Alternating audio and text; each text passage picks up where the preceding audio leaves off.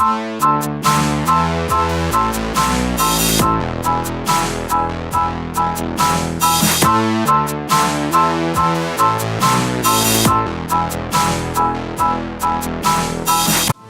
guys, welcome to the second episode of Adulting Better. Let's talk about the biggest resume mistakes that I'm seeing today.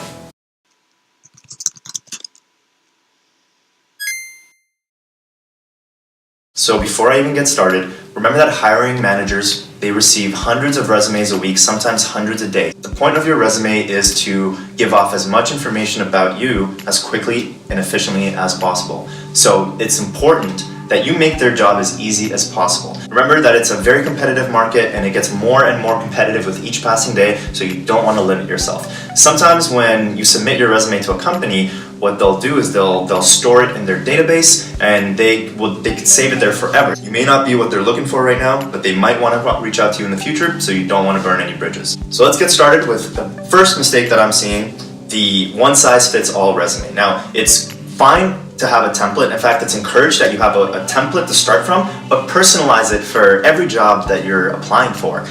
You've heard this already, but I cannot emphasize this enough. Take those extra 5 minutes, read the job description, see what skills they're looking for, and make sure that those skills are highlighted on your resume by, just listing them first ahead of the other skills that you have. Don't just submit the same resume to 100 companies and hope that something sticks. Number 2, the novel resume.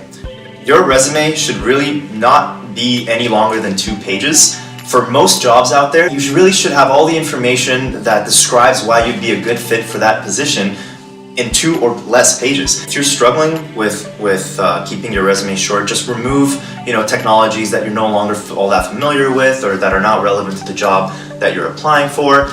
You can remove certain work experiences that have nothing to do with the position you're applying for.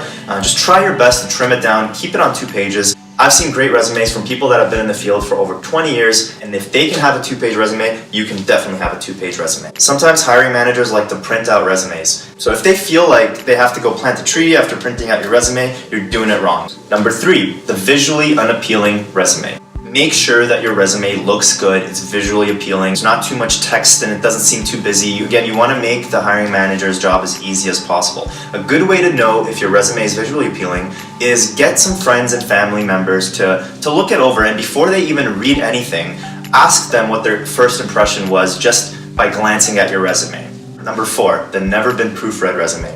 I get this one all the time. There's grammatical errors, there's a whole bunch of fonts that are inconsistent with one another, so one heading will use one font and then another heading will use a different font or a different size. It's important that you show the hiring manager that you are good at paying attention to detail.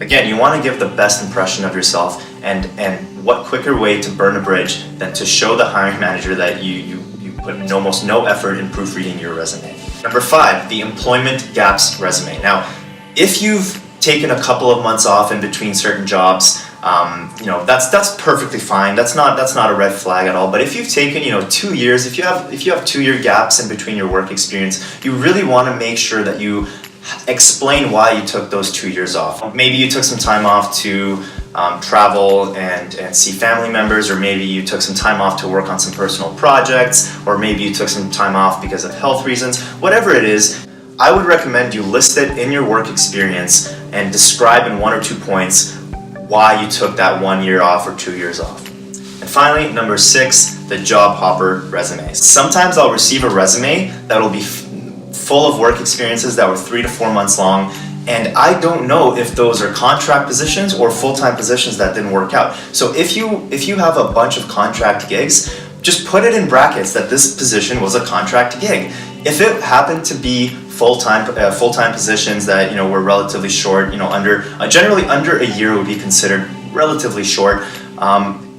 Describe why you left the company in such a short period of time. Maybe you got in at the wrong time and they started to downsize right after you entered the company, and it was unfortunate that they had to let your department go.